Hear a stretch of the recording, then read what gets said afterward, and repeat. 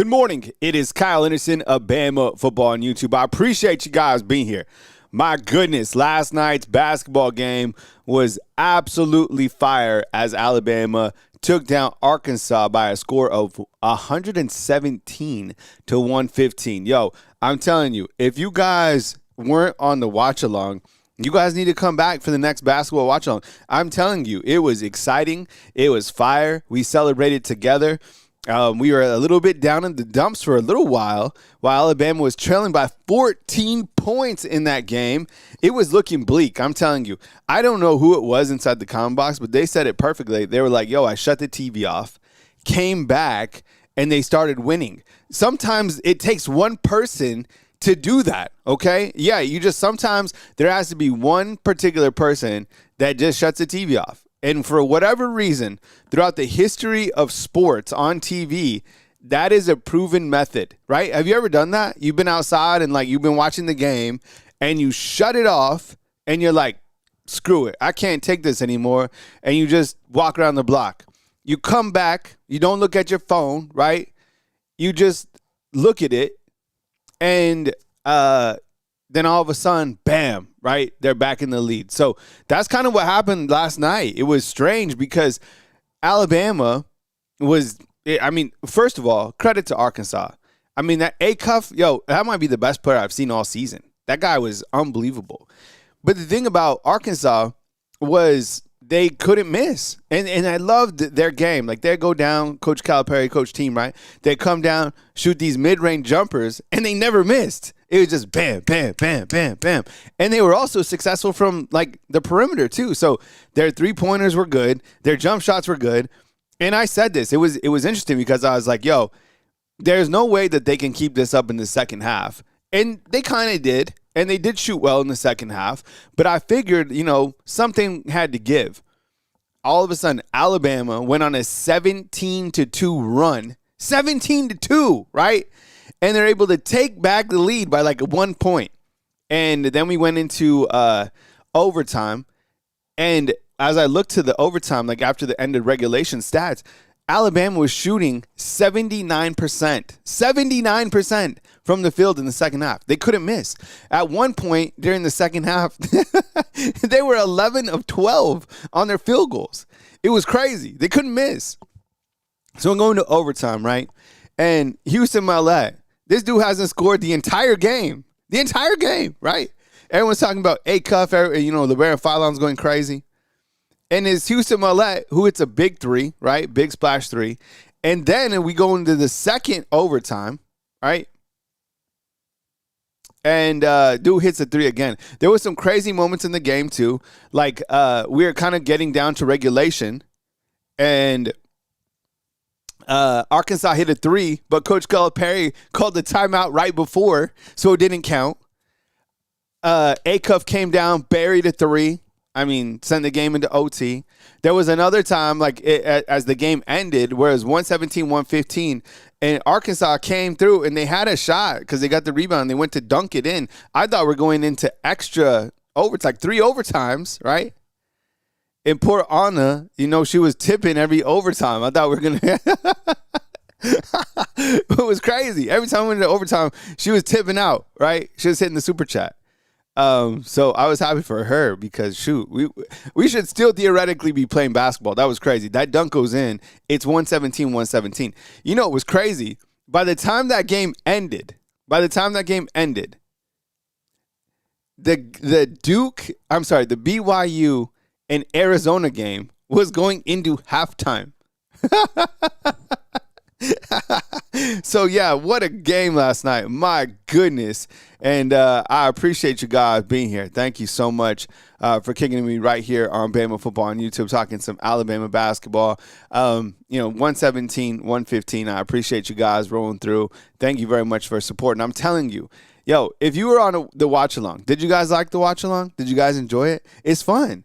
And I'm telling you, usually, that game last night was long, all right? But even that game is still shorter than a football game. So you come through, you hang out and do some play-by-play. We hang out. I show you the stats. It's fun. It's a real-time score, and I appreciate you guys always kicking it with me. Let's see what we got. Parker's Pack 10. What's up, man? Yo, Kyle. How do you think our running backs? Yeah, so I'm going to get to the Q&A series in a minute, so save that question and then ask me because I'm relying on you guys today for the show, so I appreciate it. Save your questions. Let me just finish up a couple things that I got to hit on, and then I will answer your questions. Does that sound cool? Parker, I appreciate you being here. Thank you so much. Want to give a couple shout-outs to a couple guys, and the first is to Aiden Sherrill.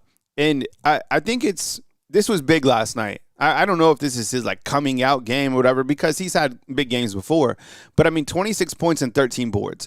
And I look at a game like this and I'm like, man, and I look kind of the timing of this because what just happened last week, right? All the stuff with Bediako, and that's Alabama's big man. Well, last night, Aiden Sherrill played big. Right? I think a lot of times that this team is certainly questioned in terms of their defense and how good their bigs are on the defensive side. But Aiden Sherrill last night held his own, and I thought he did pretty well last night inside the paint. In fact, Alabama had 58 points inside the paint, which is not characteristic for this team, okay? So I knew that he would get the Hard Hat Award, 26 points, 13 boards. Yo, that was an excellent performance. He had some monster jams. He battled. And look, I'll say this. He is good. Is he very good? Maybe. Is he elite? No. Can he be stronger? Are other guys going to, maybe box him out or be a little bit tougher down underneath the paint? Yeah. But I think if we get solid level play by a guy like Aiden Sherrill, that solves a lot of this team's problems. It really does because that's kind of the issue. It's not guard play. We got guards for days, right? But we need a big man. I was thinking, and we were talking last night on the live, it was one particular player that I wish we still had, and you go back into the past and stuff like that, but Mo Diabate. I think, could you imagine if Mo Diabate would have stayed and somehow things worked out with Christian Bediako and you also had Aiden Sherrill, those are the bigs because I felt like Diabate was a guy, and I know that things aren't really working out with him in Kentucky. In fact, I don't even know. I know that they were kind of disappointed in his play, but I haven't looked at his stats or anything like that. That was just kind of going off what people said. But I think Diabate was good in that frame, right? Off the bench, he was a good big. And I think if, things had worked out with Bediako, even if they didn't, even if you had Diabate and you had Aiden Sherrill, I think that would be good because there's a big difference between Diabate and Taylor Bo-Bolin. Bo-Bolin is not a big man who's going to battle. He's kind of a perimeter player that's kind of an outside player that has a good shot and can get some boards. But Diabate was a player that this team could certainly use at this particular time, especially going into SEC play towards the back end, like the SEC tournament and stuff like that. Amari Allen, the kid is so good. Amari Allen's dope. This guy's got a great game. He had a double-double, he might have had a double-double at halftime. So he had 19 points and 11 boards. Love his game. He is really good. I love everything about Amari Allen. And sometimes some of these other guys get a little bit overshadowed just because there's so many, top-tier players on this team. LeBaron Fallon, my goodness, last night, 35 points, 10 of 13 at the free throw line. And I think a guy like LeBaron Fallon, it's really critical that he's that guy that has that takeover ability. And I do feel you got to feed Right Cell because he comes up with timely threes. Holloway, I think he's been a little bit quiet the last few games. But Fallon, if he could be that guy. He could be that takeover A-cuff type guy. You just got to unleash him. He's got so much upside, and I think the ceiling is still so high for a player like LeBaron Fallon. So last night, 35 points, 10 of 13, came up with some really big shots. He's got great inside play. He can spin off the ball. He's got a great jumper from the outside. He does wonderful things. He can shoot from half court, whatever you want. LeBaron Fallon is definitely him. And then Mallette, one more time, 2 clutch threes in the overtimes. So Alabama wins last night, 117-115. So, man, what a fantastic game. They play on Saturday. We'll check the pulse and we'll see how we're doing in terms of, watch along. I think last night we might have broke our watch along record for basketball. It was the craziest thing. We had 80 on, right? And then we froze. The stream froze. So threw us a little curveball in the overtime. but we came back and we finished out strong. So that's how last night went, and I appreciate you guys being here. In fact, let's see who's up in the crib today. We got Patreonic. Thank you so much for being here. Young C, what's going on, man? Thank you for supporting the channel. We got Max Tooney. We got Jamie Bird up in the crib. Thank you so much. We got Miss Crystal Jones. Thank you, Miss Crystal. We got TMZ. Yo, I like TMZ. Yo, just shorten it to TMZ. Yo, I like that. Appreciate you being here. We got Bruce Williams. Thank you, Bruce. What's up, bro? Good to see you. We got Tyler. What's up, man? Good to see you. We got Broderick. What's up, Broderick? Broderick is going to come out tomorrow for tomorrow's workout here in Tuscaloosa. So tomorrow on Friday's show, me and Broderick are going to have a photo that we're going to be like shoulder to shoulder representing T-Town, right? In terms of like men's mental health workout, faith-based workout. So Broderick, you're going to roll up tomorrow and we're going to have a good workout together. All right, we got, let's see who else is here. Yo, good to see you guys. Oh, we got Golden Mash. What's up, Golden Mash? Appreciate you being here, man. Golden Mash, also in waste management. You know who that is. We got Botrix. What's up, Botrix? Good to see you. We have Cody. Good to see you, Cody. Appreciate you being here. Triple C. Robert Bradley Jr. What's up, man? Come with it. We have Miss Anna coming to us from ATL. Good to see you. Thank you so much. We got BJ. BJ, what's up, dog? How you doing, man? Out in Las Vegas, dude. Dude, I need some 702 love, dude. Why don't you call in, man? Say what's up. All right, we got Marquise Washington. What's up, man? Appreciate you being here. Oh, you know what, BJ? Better yet, bro. Can you hook up like a fat burger or like some In-N-Out or something like that? There's no In-N-Outs on the East Coast, right? How's it In-N-Out? Where's the furthest that In-N-Out has gone? Does anybody know that? Can we find that out? Right? Has one crossed like Texas? No, I'm dead serious, 100%. Miss Nicole Covington, what's up? Good to see you. Good morning. I appreciate you being here on the show. Miss Amanda Jane, what's up, Miss Amanda Jane? I appreciate you coming to us from L.A. That's Lower Alabama to us here in Alabama. All right, we got Parker Pax. What's up, dog? Good to see you, man. Jeff Roy, what's up, man? Good to see you. You watched that game last night. It was heart pounding, man. Wow, the ending of that game couldn't have been wilder, right? You know who was here last night? So I haven't seen him before. Jarvis, what's up? Good to see you, Jarvis.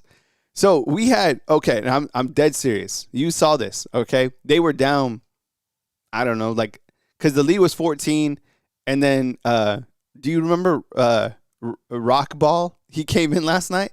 I never seen him before. I've never seen him post before. He came in. Who was here? Who saw this? There was like they were down by 11. Everyone was like kind of grim. We were like, oh, man. Yo, and this dude came in, what was his name? Rock Ball. And he was like, just wait. Alabama's going to come back. I promise you. He was like, I put this on my life. He was like, they're going to start shooting 3 balls and they're going to win this game. And everyone was like, yeah, man. Like, what's up, dog? And then they started coming back. It was it was crazy. Do you remember this? Who was that? It was like Rock Ball or something like that. I never seen him before. Dirty South, what's up, dog? Appreciate you. He says, I want some Dave's hot chicken. Okay, yeah. You know, I don't even know if they make hot chicken here in Tuscaloosa. I'm trying to think. I don't think so. Wow. I know they do it right in Birmingham. There's a couple spots. I don't know. That's a good one, huh? Of course, I had, like, you know, Nashville hot chicken and stuff like that. But I never had, like, okay, so there's a Dave's Hot Chicken in Montgomery. All right. Yeah. Are we doing hot chicken Thursday? Is that what Thursday just became? Are we a fan of hot chicken? All right, so A33 says Dave's okay. Eugene's is better. All right. And there's a Dave's in Madison. That's what Seth says. Okay. All right. Yeah. Are we fans of hot chicken? Is that what we're doing today, Thursday? We have our whole lineup, right? Man, so, okay. I appreciate you. Let's see. Seth, what's up, man? Good to see you. Patreonic, I think I said what's up to you. Tonette, turn up. What's up? Appreciate you. Miss Kimberly, good morning to you. 833 says Eugene is like Memphis style. Still never been to Memphis, man. And, hey, Bulldogs, I got your email, man. I'll email you back. Thank you so much for sending me an email, bro. So, like, if you're trying to email me between, like, 5 in the morning and, like, 10 10, 11, it's going to be, I'm going to get back to you later because it's like my life is on full blast at that point. It's life is lifing, right? You know how it is. Life is lifing. Today, I was at from 7:30 to 8. No, it's like to 7:30 to 7:50. I was outside for waiting for a church group to take all these girls to the middle school. I was just sitting there, just waiting for them, just waiting for orders, right? Miss Kaylin Childress, what's up? Appreciate you being here. Michael Hill, what's up, man? Good to see you. On the road today in Santa Cruz, California. Oh, man, beautiful. Wow. Yeah. Chris loves Golden Mash is loving Memphis. I've never been to Memphis. And you know what? I've heard like negative things about Memphis, but I've heard negative things about like everywhere. And the only way to like really get feedback in life is to literally go somewhere. Am I right? Yeah. Jay says he's a catfish guy. Love me some good catfish. Well, you know what? There was a big controversy. I created a big controversy here because I went to, remember you guys were telling me to go to Catfish Haven, right? Catfish Heaven. Is it Catfish Haven or Heaven? So I went there and I got the wings because somebody told me, oh, it's Catfish Heaven. That's what it is. And I went there. Here in Tuscaloosa, but I got the wings, and everyone was like, "Man, you got to get the catfish." So I'm gonna go back and I'm gonna do the catfish and do like another review. All right. Yeah, Kaylin checks in with another basketball. Yeah, it was crazy, 100%. Yeah. Okay, so I'm gonna give you kind of like some spring like observations. I think like what people are talking about going into spring football, and then I'm gonna open up. You guys ask me questions, and I'll take some calls on the back end. So that's kind of how Thursday's show will work. Okay. So I think like some general talk and like observations about Alabama football, and if there's anything else that you can like think to like add, then just like throw it on the board. But I think the biggest question overall is, will Alabama's run game improve? Am I right? Like, it feels like the whole thing is riding on this. Because, like, the offensive line is clearly, like, number 2, and we'll talk about that in a second. But doesn't it feel like if we don't run the ball more effectively, and I don't think anybody's calling for a wishbone, right? I don't think anybody's calling from, like, a straight wing tee. I'm just saying a more of a commitment to the run that helps kind of balance out what we got at quarterback and what we got at receiver, right, with the new components. That could be the determining factor of where we go as a team. And in this critical year of Coach Kalen DeBoer, that's got to be an area that we turn up, and not by like a couple notches, like turn up a great deal. I don't think that, I haven't seen a lot of people questioning the running backs and the talent that they have. I don't think that's really an issue. I think we have several different types of running backs that can do the job, right? And now they might not have a lot of volume, but come on, like, do you guys not think that we have a talented running back room? We do, right? I mean, some of the guys that just came in, we have a guy who came in from the transfer portal or whatever. He doesn't have a lot of production. I don't think he's came in here to be a starter. But, I mean, you have, like, Daniel Hill. You have A.K. Deere. You got the young cat and Xavier Crowell. You got Kevin Riley. I mean, it's like all these guys are here. You would think that it's kind of plug and play, but it hasn't been. And we have to take a step forward. If we don't, I think that the fans will have had enough. I really do. I think that's how critical it is with the Alabama running game. So and I don't think it can't get worse. You can't finish 125 in the nation in running and then get worse, right? So it almost has to be a step forward, right? And what does that mean? Well, does that mean you have to have a 1,000-yard running back? No. I've never based anything like a running game off of like straight yards from a running back. I'm saying a commitment to running the ball with, I think it's going to be a variety of running backs. And whatever running backs, whatever yards that they have, I think it certainly gets you closer to where you want to go. And I know the last time that Alabama, played for a national title, they had a 1,000-yard running back, but you can split that up. You can have two guys with 600. You could have, three guys that have, 500 each. I don't care. Point is, you have to be able to commit to the running game.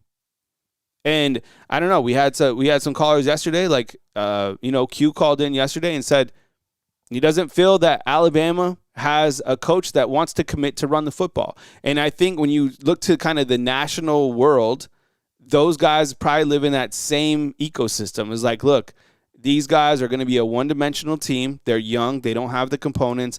And that's why Alabama is not trending the right direction, right? I think they're like, these guys aren't going to run the football, so you could stop them, right? I think that's how they kind of look at it. Point number 2 up here with the offensive line, starting 5. I don't know. I mean, you give me your best about who will start for Alabama's offensive line. The only thing that we legitimately know is that Michael Carroll returns. That's all we know. We can act like we can put together an offensive line, and it's fun to put out the graphics with like who could be here, but we don't know. And you also have a new offensive line coach, which throws in another wrench into the equation. I think you literally have to start from scratch with Michael Carroll kind of being, he's stapled in as a starter, and then you kind of see who has that dog mentality that can match Michael Carroll and fill out the rest of the offensive line. I think that goes for everybody, no matter if you were a starter last year at Mississippi State, like Javen James, like whether you came from Cal Poly and you're a starter like Racing Delgatti, so what? Great. What can you do here? Because this is a completely different level. We've had a lot of different guys come in from different areas of the country, and they might not fit the bill because of the physicality that it takes. I mean, think about this. I mean, you look at a guy like Jaden Roberts, right? Man, I would have thought that guy would have been like an All-American. He didn't play here this last year. And I think it was because of some injuries, but he also got played over. Gino Vandermark, I think he had a little bit more nastiness in him, and that's why he got to play. Same thing with Cam Dewberry. Cam Dewberry and Gino Vandermark, were those guys like absolutely elite offensive linemen? I don't think so. I don't think those guys would have started within the last, 6 or 7 seasons here, but they did last year. And then Wilcom Formby and the entire right side of the offensive line, Michael Carroll included. It wasn't as good as it should be, right? So I think that the right side all the way through has to be tightened up. And if Alabama's offensive line doesn't get better, then, these first 2 components really will tell us and dictate how this season goes. But the good thing about Alabama this year is that their front schedule with those first 5 games should allow for Alabama to get stuff in order to finish out that back end of a very tough schedule. So those are kind of the first 2, right? And again, if you're just joining us, thank you very much. I appreciate you guys being here.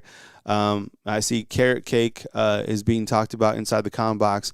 Did we veer off to cakes inside the comment box? Yo, I'm not mad at carrot cake. Like you guys, somebody asked me last night about my favorite dessert. I said pecan pie, and then someone wanted me to say pecan. I didn't grow up saying pecan, but I think that's how, in the South, are we saying pecan or pecan? Because I think I'm saying it wrong for living in the South. I need to be saying pecan pie. But you cut me up. If you want me to hang out with you and you want like a little bit of cake, I definitely will have some pecan pie with you. As long as you got coffee. Jackson, what's up, man? Appreciate you being here. Thank you so much for rolling through. Efron, what's up, man? Jay Twan, what's up, bro? Good to see you inside the comment box. And everybody else, if I didn't give you a shout out, don't hold it against me. Wade's World, what's up, man? Wade's World's rocking with the sweet potato pie. Man, we're like doing an interesting kind of like lunch. We went with like hot chicken and some cake, right? We're eating a little heavy today. I'm not mad about it. Okay, that's fine. Yo, you know what? You know where it has good key lime pie, Jackson? Publix. I'm serious, bro. Yo, that just go over there to Publix, your local Publix. It'll cost you like $17, right? But man, that pecan pie is good. And I'm not even really a fan of pecan pie, but that is good, right? If you had it, has anybody had this? All right.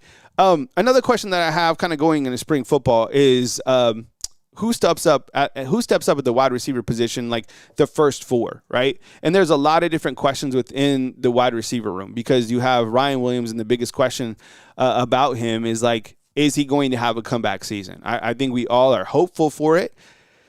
And I still think his ceiling is extremely high. Lazier Brooks enters year 2. Those are like the 2 guys that are stapled. And then after that, I don't know. There's a lot of guys, and it's kind of, I wouldn't say crowded per se, but I think it's going to be competition based, and as it should. You got Rico Scott We love Rico for what we think he can do. Tyler Henderson comes in from the junior college level. His highlights are ridiculous.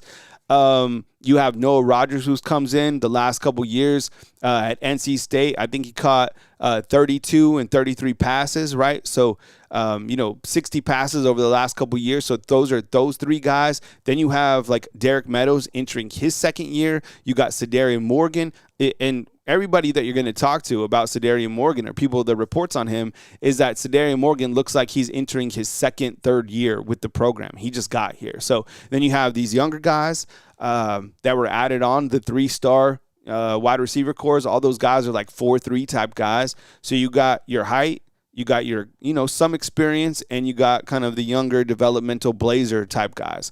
I don't know. Who would you say if I asked you the top 4 wide receivers that get the most volume? Volume to me means receptions, targets, all that. And Wade likes the wide receiver room. Who would you say?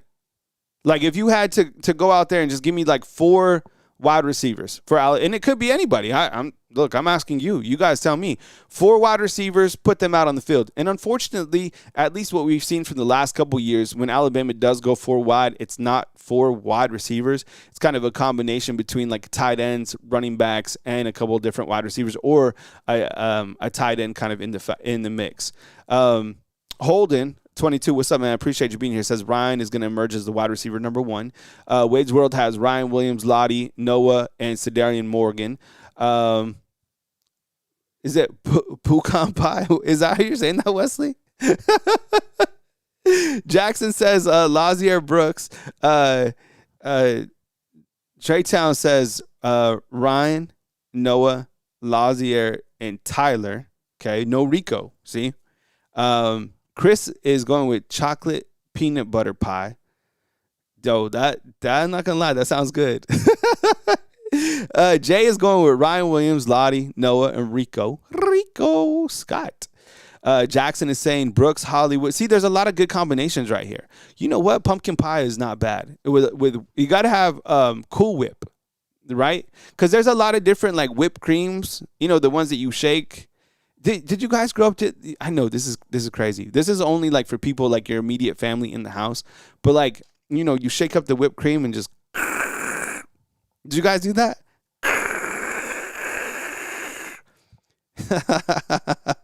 But the Cool Whip is the best. The Cool Whip, like straight out the freezer, right? You pour it on. Man.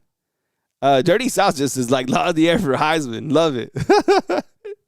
From is saying just based off last year, feels more the same. And Miss Kimberly likes the sweet potato pie. All right. Patriotic has Ryan, Lazier Brooks, Noah, Sadarian Morgan, right? Yeah, Jackson, you know what I'm talking about, man. And Jay's on that cookies and cream. Yeah, top tier. Cookies and cream it's good. Yeah, no one's been mad at cookies and cream. See what I'm saying? Yeah, Jeffrey, you're on that, right? We go up to Thanksgiving. All right? Do we have, Thanksgiving. And we have some Cool Whip. Let's see what J. Cole has to say. J. Cole says, I think Ryan Williams going to have a breakout year, and now he's seeing him getting married. That's the right motivation. Yeah, different. I mean, it's different seasons for Ryan, 100%. Rex, what's up, man? Rex says, I had to jump in here, Kyle. I lived in South all my life. You were saying pecan, right? Wow. So pecan, that's right? Because last night people were saying it's pecan. I don't know. Cool. J. Don says Cool Whip. Man, I haven't had Cool Whip in a while. Wait, son, I used to hit all the nitrous oxide. Right? All right. Now we kind of get to the next 3 questions right here. And again, I'll take your questions here in just a minute. But I think when you look to Alabama's defensive front, those are some of the questions that I have, not necessarily in terms of like a talent, but what are we going to see from Alabama's defensive front? And when I say what I mean by that is like you got a lot of guys coming in that are going to, fight for starting time. Terrence Green, guy from Oregon, right? 6'6", 330. Where you going to leave him on the bench? Kedrick B. Jones, he's from Mississippi State. He seems kind of like a wild card. He got his 7th year eligibility cleared, so that's a guy with a tremendous amount of experience. He's like 6'4", 330. You have Devin Tompkins, right? I know a lot of you guys are excited about him. What is he, 6'6", 285 from USC? So he's here. You have Desmond Zulu, who looks like he can play the bandit position possibly. So those are like 4 transfers that I'm really curious about to see if those guys can start over some guys that we already have here. Jeremiah Beeman. Jeremiah Beeman is damn good, right? London Simmons, really good. Sky's the limit for London Simmons. Edric Hill, really good. Isaiah Faga, really good. Fatoa Henry, I think he's going to be good, fam. And same thing, and I'm waiting for Stephen Boumwa. But do you see all those names that I mentioned right there? And not to mention the guys that just got here, like a Noah Wilson will get here in the summertime. Corey Howard already here, early enrollee. Kamarion Johnson. Some of those younger guys will be in development, but still, I just mentioned like 12, 13 type guys. So when I look at the defensive front, those are kind of my questions. Yeah, me too, Dirty South, bro. London Simmons, I'm telling you, man, that guy, will he be a starter? Maybe. Yeah, maybe. Right? 833 says no more 9-year eligibility. How many years did that guy from was it Montana? It's somewhere. He has like, is it 9 years or 10 years of eligibility? Like he got granted another year.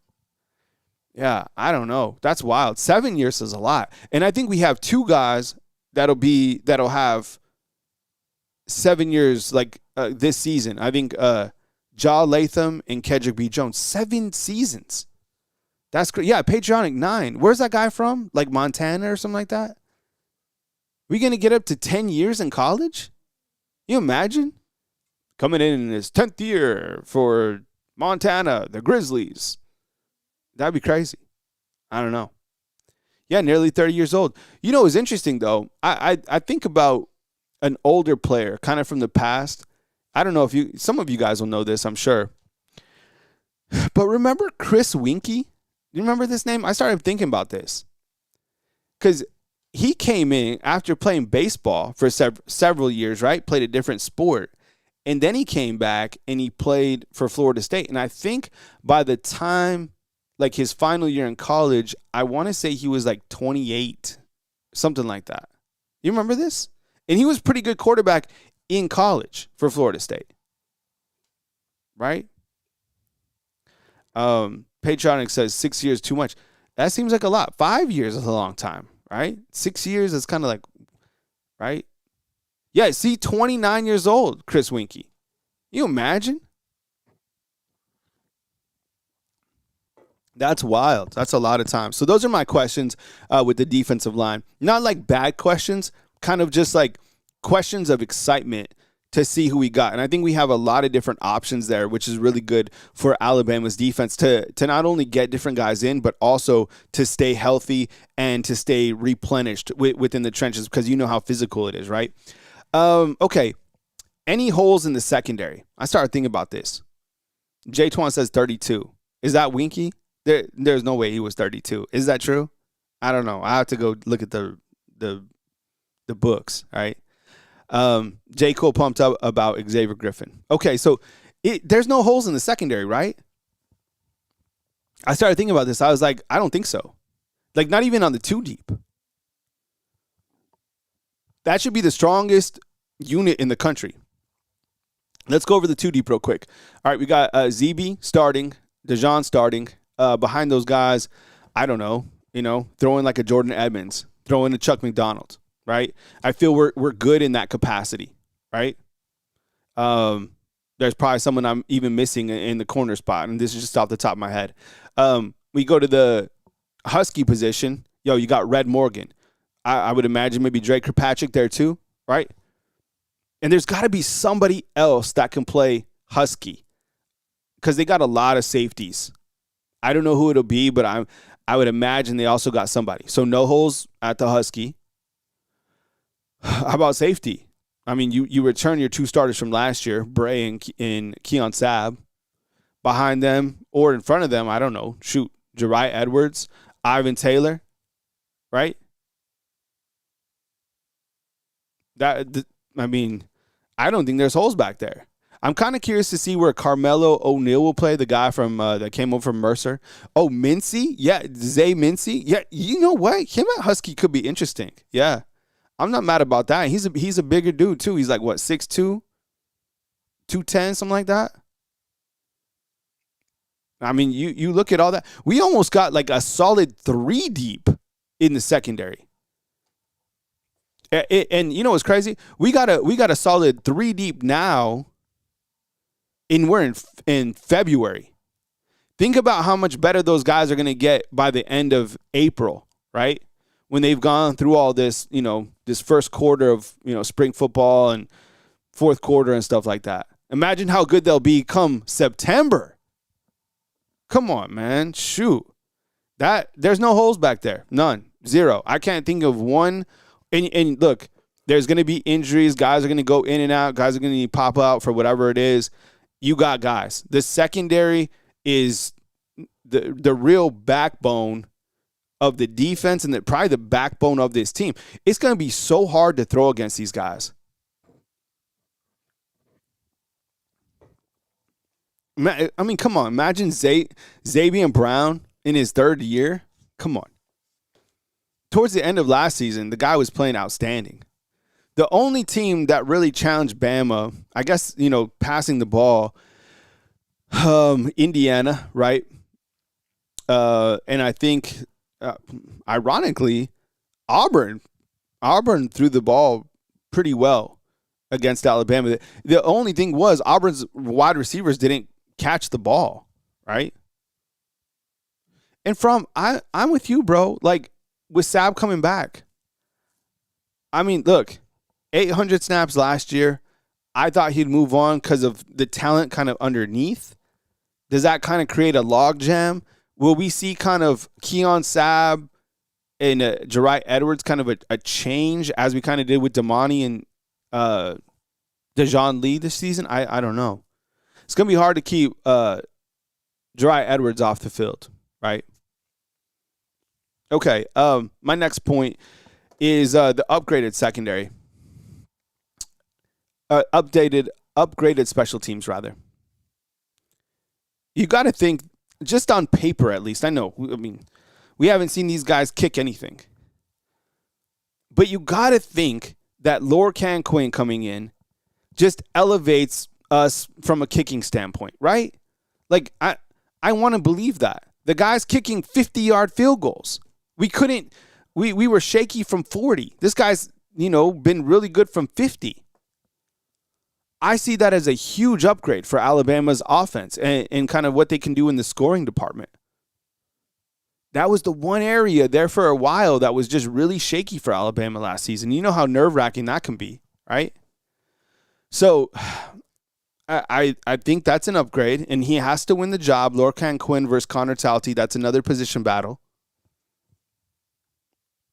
The punter, right? We have a punter coming in from Northern Alabama. All we're looking for a punter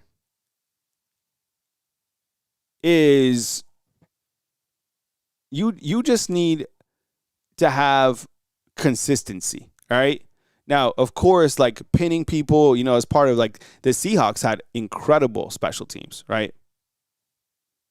But I think like that we need consistency from our punter. And that's one thing that, like, you go back and, like, what did James Burnip have? What did J.K. Scott have? They had consistency, but they were really good punters. I mean, I would like to are we going to have a punter like that this year? I don't think so, but we should have a more consistent punter. Long snappers, kind of a wash. I think those guys, hard to see until we actually see them play. We got a new long snapper coming in, and then kick returner, punt returner, right?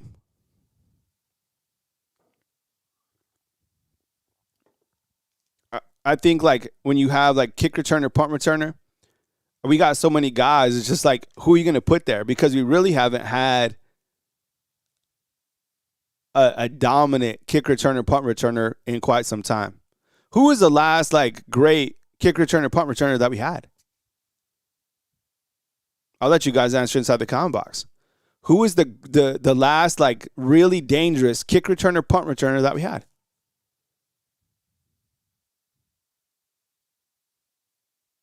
I don't know. Hey, thanks, Dirty South. Dirty South says hit the thumbs up, man. Yeah, I appreciate it, man. Thank you so much. Waddle. I mean, we're starting to go back a little bit, right? It feels to me like Alabama's secondary over the last Alabama's special teams over the last couple of years in regards to like kick returner, punt returner has been more focused on somebody that is just, kind of a fair catch guy. Almost like, look, I'm just going to call it what it is. You can disagree with it. I think they're putting someone back there that they're like, hey, this guy needs reps. Let's put him back there. He's dependable. He's going to catch it, and that's it. I want somebody back there that teams are terrified of. They're like, we don't want to punt there. We don't want to kick to this guy. Our punter is probably going to shank this because I don't want him punting to him. We don't have that, right?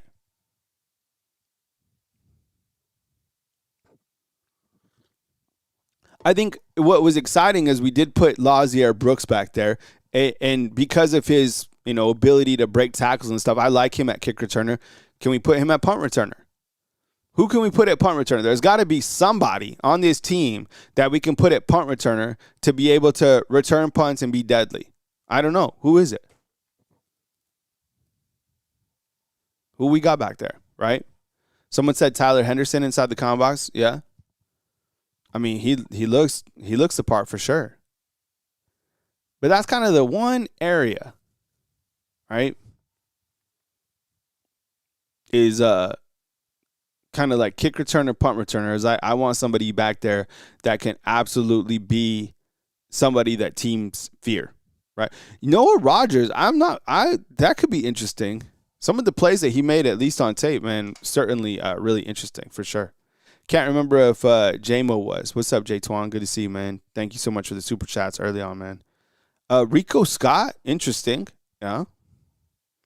I don't know if he's ever been, one of the three out there. I remember last year, just off the top of my head, I know Jalen Mbakwe, Cole Adams was like the guy. Ryan Williams, they gave opportunities to. Trying to think who else. There's probably somebody else back there. Right? And I agree, Beastie. It's like we got guys. We just need to figure out like the right guy for that job. Because like every year, like we should have like 2 punt returns a year. You should have a kick return every year. It shouldn't be like every other 3 years. Right? I don't know. All right. If you have questions, put them inside the comment box, and then we'll jump into the call-ins, and we'll see how those go today. So if you have a question, you want to, put something on the board, now is the time to do it. I appreciate you guys rocking with me today right here on Bama Football on YouTube. Thank you so much for joining me each and every day, Monday at 10 a.m. Central Time. I appreciate you guys, and definitely look forward to joining on the next watch along. As I said, on Saturdays, it kind of just depends what my schedule is. Usually the mornings on Saturdays are easier for me. Now, of course, I'll do watch alongs for all of the SEC tournament games and, of course, all the, bracket type games. But Saturdays is like I try to give myself like one day where I kind of just can like hang out or whatever. So usually it's like that Saturday night, but we'll kind of see how it goes. If it's like obviously like a huge marquee game, like 2 top 10 teams, and I'm here for it. So Patronic has a question, and Patronic says, see if we can make this enlarge just a little bit. It says, Kyle, who'd be your number 1 punt returner? Let's see. I guess I would do it like this. I would probably put out like Lazier Brooks. I'd throw him out there. I do Tyler Henderson, and I probably put Ryan Williams.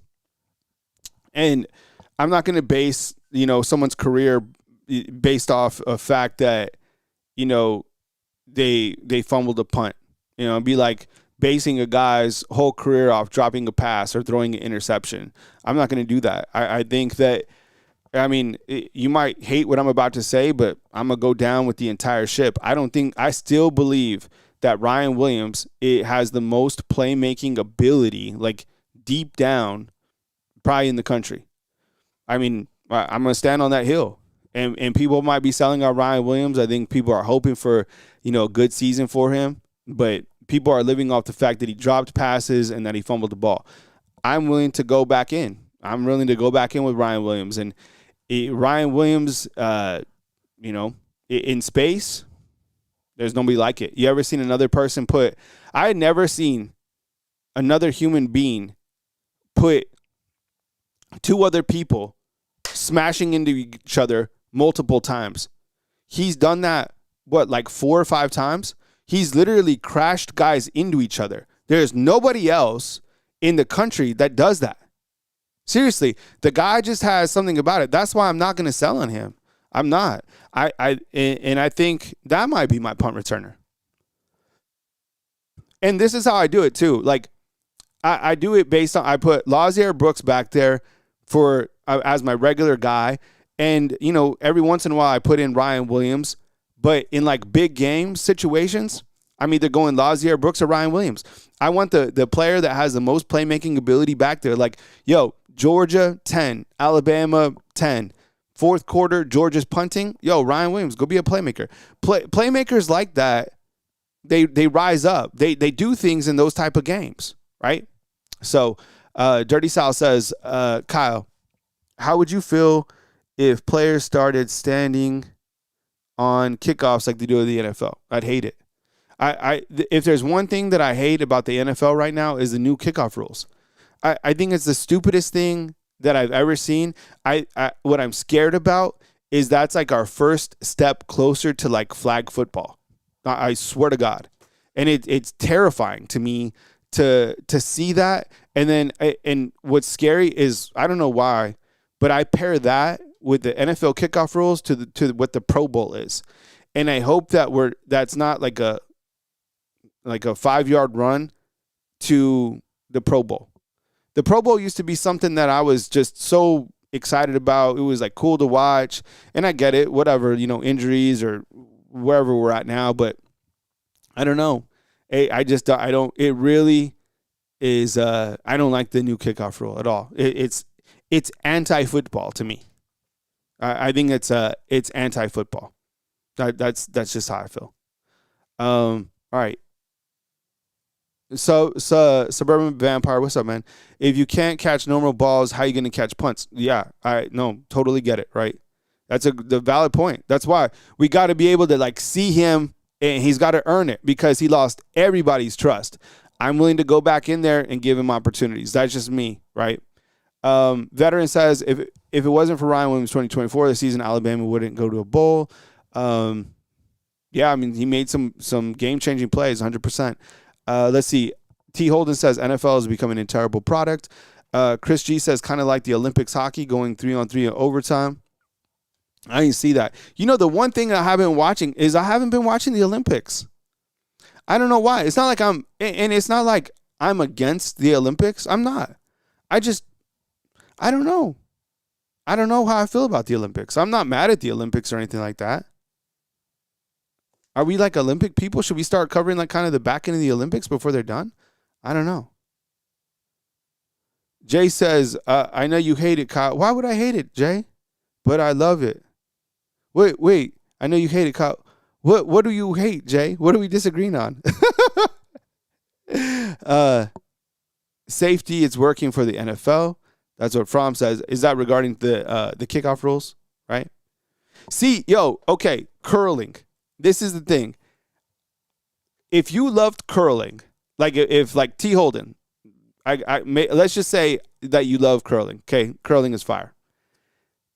Curling is on nonstop. Seriously, it's on like 24/7. Why is curling the only sport on? Every time I guarantee it, I turn it on right now. And I bet you curling. See, Amanda Jane likes Olympics. Okay. I'm going to turn on the TV and try to get to the Olympics. And I guarantee you it's going to be curling. So I'm starting to like low key get really intrigued with curling because it's just always on. I'm just like, okay, this is it. See, something about curling. See, no, Will Hino, I feel like that too. I'm like, but you know what? But it's always on. I'm gonna see if it is. Oh, Jay likes the kickoff. Okay, yeah, you do you, dog. All right. I see. Okay, I'm here with you, bro. From the World Cup, I love the World Cup. Okay, well, oh, you know what's on right now? Speed skating. Yo, speed skating's good. Okay, I'm down for some speed skating. All right. Rowan says, Rowan, whoa. Rowan says Ryan Williams should have went to Ohio State. Alabama fans hate him. I don't know if fans hate him. I think that fans are hoping for the best for Ryan Williams, and I think fans like him. But these are the things that piss people off in life. Not running the ball, not pass pressure, right? If you don't get after the quarterbacks, that also makes people mad. And then dropping passes. That's like, and dropping passes is probably the most frustrating thing. I don't know what's more frustrating, missing field goals or dropping passes. It might be dropping passes. I'm serious. So I think when you have like, people dropping passes, it like really, really upsets people, right? But I don't think like people like dislike him. You know what I'm saying? That's just how I feel. Let's see. Dodgeball is on the Ocho. Okay. Most dropped balls. Yeah, I know. 15, right? Was it 15? And I think like Max is saying too. I mean, you could talk about Ryan Williams for days. I mean, the guy is like literally like the biggest celebrity probably in the Southeast, right?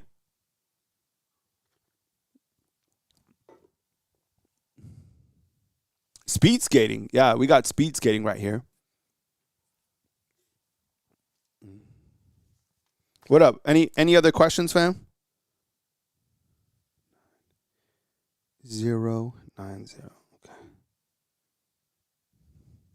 Any other questions before I go to the call-ins? All right. Okay. We'll take some calls next. We'll see who wants to call in. I'll be right back here on Bama Football on YouTube.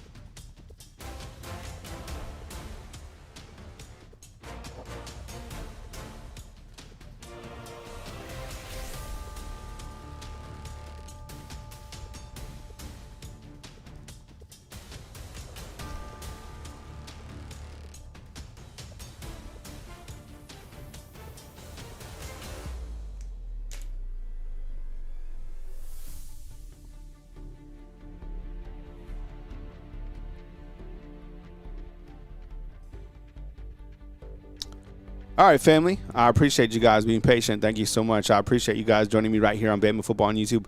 Special shout out to our sponsor, which is Sleeper. Download the app. Get $20 upon just downloading the app when you use the promo code, which is Tailgate. Right? You have to use the promo code, which is Tailgate.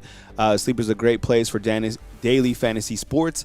You can also do, more or less with different sporting events. And in fact, they released a new feature, which is really awesome, which is basically team picks. So you go on to your team picks. Here's kind of an interface of that.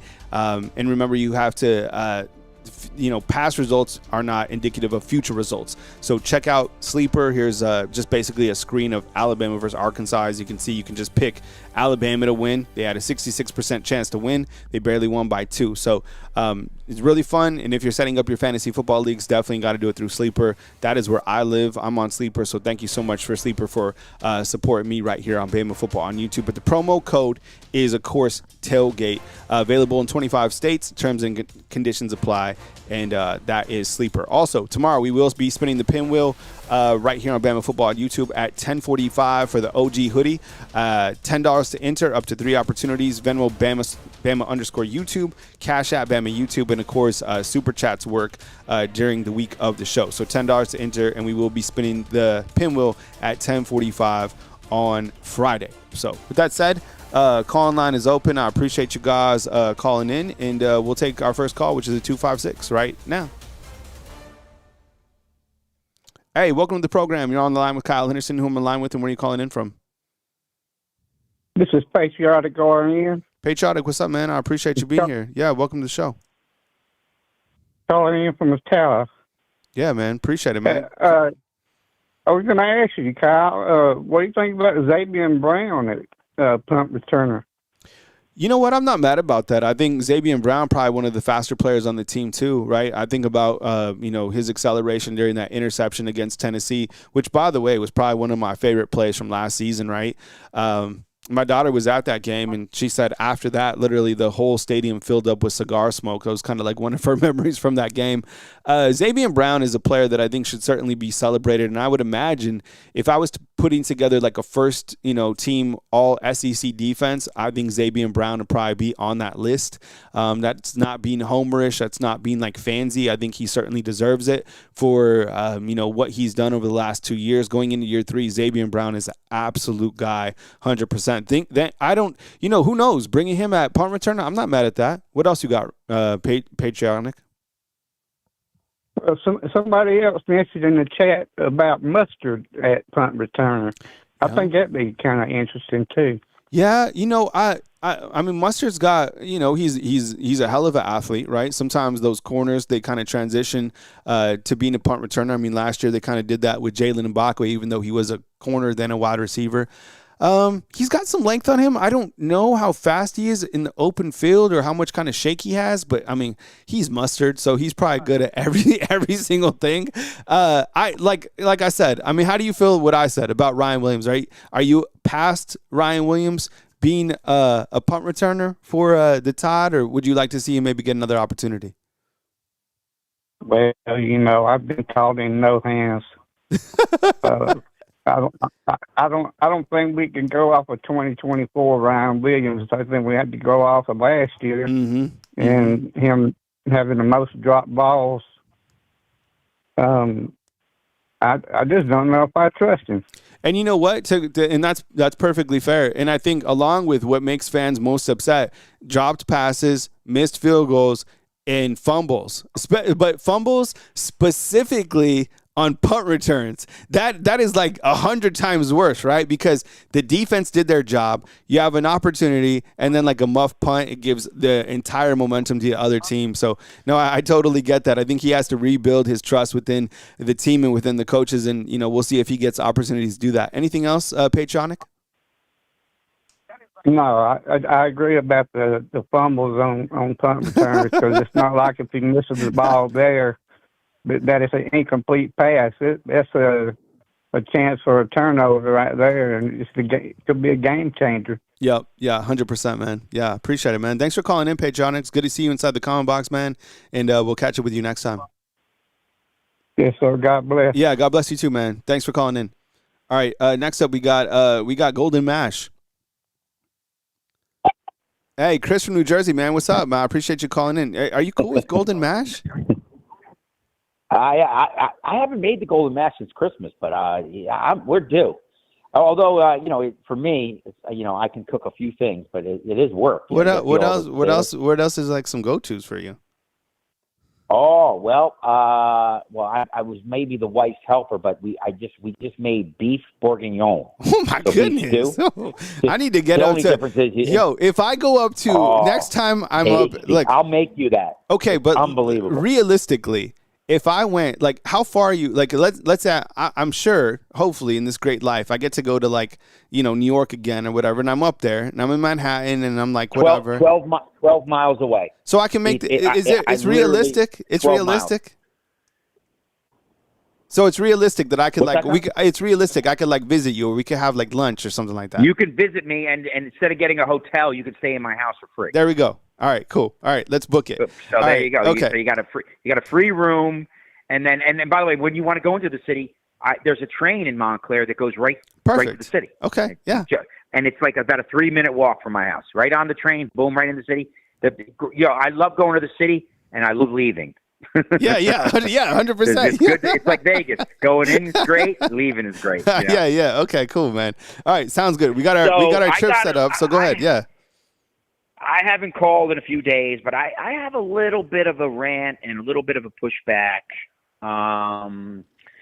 about the running game. Okay. Yeah. Every single. I mean, why? I mean, if you we had the GOAT. We all know we had the GOAT. Saban was the GOAT. He's the greatest college coach in history. And why did Saban commit his entire career at Alabama and at LSU and in the Cleveland Browns? Why did he always commit to a run game? What was his number one reason? And so in the undefeated, it's not to open up the passing game. That is not the reason. The reason is to control the clock, right? So you think these guys are a bunch of hillbillies that are these coaches? No, they're making millions of dollars. Yeah. They break down every quarter by time of possession. Yep. Alabama is high tech. They have all these kids wired up for performance when they're in the weight room. They have stuff in their helmets. They have those crazy glasses, which clearly didn't work. But Kyle, Alabama is very sophisticated football team. They embrace technology before anybody, right? So in order for my rant I'm saying is this: we are committed to a run game. We just stunk at it. I mean, we had, I think, a couple years. I think maybe our offensive linemen got too big, maybe too slow. By the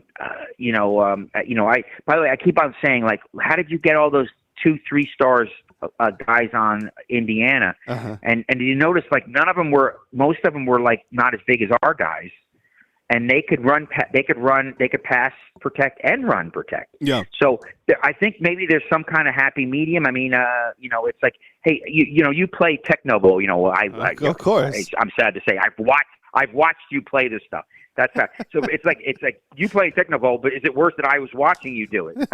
So but you could build the perfect players. Is that going to win you games? Not necessarily. And somebody was ranting about the buying up rosters. Texas, some estimates have us at 10. I saw an estimate that didn't have Alabama last year in the top 10 for spending. Yeah. Now, I don't know if that's true because nobody really knows. It's a guess. Mm-hmm. But we know we're not outspending Oregon. We know we're not outspending Texas. Mm-hmm. A&M has a boatload. And what do you call it? Michigan, who I can't stand. They have money. But I'm not saying that. And undefeated, don't get me wrong. I know Bama has money and Bama's spending it wisely. Courtney Morgan is the man. I'll say that over and over again. So maybe we just had the wrong, like, too heavy of guys. The scheme wasn't right. And trust me, you don't think DeBoer is in the office of Grubb right now going like, how are you going to run the ball? How are you going to open? How are you going to create a mismatch? So I think we're going to have, let me turn it back to positive Chris, Kyle. Positive Chris. We're going to run the ball this year. We're going to control the time of possession. We're going to win it all. Yeah. So everybody's like, they're not committed to. We're not committed to the run game because we've stunk at it, Kyle. We were like, we would run on first down, we'd lose 2 yards, we'd be 2nd and 12. then we'd pass the ball, someone would drop it, we'd be 3rd and 12, and then we'd be in trouble. So, well, so anyway, all right. So that's my rant for the day. And by the way, Kyle, you know what I would hope this year, finally, after all these years, I'm going to come and at least watch a game in Tuscaloosa. We got to have like a fan meetup. We got to see you. We got to see all the whoever can make it. Kimberly Harmon, Max. There's a lot. Yeah, there's a and, lot. I mean, obviously, like you have spring football here coming up, and that's like we'll do that. But one of these games, you'd be surprised. But like there's a lot of viewers that come out, and they any type of weekend is a good weekend. So and there's a lot of home games this season. So yeah, you just tell us when, and we'll meet you down there. Yeah, we'll have a beat up, and we'll go to barbecue, and we'll and you could give us I used to love when you used to walk around the campus. I mean, I've never been to Tuscaloosa. I can't wait to come. We'll go take a picture, and we'll take a picture in front of that Saban statue, and then you can put it up here as undefeated. 100%. Yeah. So, all right, good. my brother. All right. Okay, there's my rant for the day. I know it was rambling, but I do believe we're going to have a running game this year, and I do believe, and I love what you said. As long as we get 1,000 yards, if it comes from two doesn't backs, matter. We'll take the 1,000. Yeah, doesn't matter. Yeah. All right, brother. Okay, all right, man. have Sounds good, Chris. Wonderful day. Thank you for what you do. Roll Tide. All right, man. Roll Tide too. All right, that is Chris out in New Jersey. Yeah. I mean, I think a lot of people, that's the biggest thing is just how to run the ball effectively. What can you do to do that? And kind of going back to like the whole spending thing. I mean, you can't. I don't think necessarily like it's going to be wild to see like teams like LSU and Texas this year and how much they've spent. And if that kind of equates, like, I think this is interesting. I think you could theoretically spend like Indiana or someone like that and kind of build something, but the SEC is different. I just think the SEC is like, it's too challenging. The teams are just too good. You got to have the X's and O's. You got to have, a great quarterback. You got to have really good coaching. I just think that's kind of, the top tier if you really want to put something together. But now we'll have more data points to find out if Indiana, this whole method that Indiana figured out, just kind of, transferring, buying, developing in this new age, if that works again. J-Twan, appreciate the Superman. Thank you so much. He says A&M is loaded next year. We got to stay away from the top 5 class and more towards the portal. And that's the other thing too, because I say this all the time. I don't want to get caught up in being the place that develops all these places like a farm club, right? And then they just buy them from us, right? Yeah, come over here, Elijah Haven. Come over here, Keelan Russell. We'll develop you for a couple of years. We'll pay you $5 million a year, and then you go somewhere else, right? I don't want to be a program like that. Hopefully, we don't become a program like that. And we'll see. But I think some of these freshmen are going to play this year, just like those sophomores. So, yeah, fam. But I appreciate you guys calling in. Thank you so much for joining today's program right here on Bama Football on YouTube. We'll, of course, be back as news happens. And if you haven't come for a watch along, come with it. Yeah, definitely check it out. It is really, really fun for those basketball watch alongs, of course. And then got the raffle right here, $10 to enter up to 3 opportunities. Venmo, Bama_YouTube, Cash App, Bama YouTube for a chance at the hoodie right here. This is like the OG hoodie. I think Fromm has it, but he has it in black. So thanks for watching, fam. I really appreciate you guys. We will catch you as news happens on the Facebook channel and, of course, Wake Up Bama. I'm watching women's hockey right now. I think we have like Sweden and – is this Sweden and Switzerland? Whoa, this is like a rivalry game, right? Yeah, it's 1-1 in the first. 6:06 to play. All right. Yeah, see Owen's telling you what to do. Yeah, all right. Have a great, beautiful Thursday. It is 71 degrees in Tuscaloosa. My goodness. All right, we'll catch you soon right here on Bama Football on YouTube. Thanks for watching.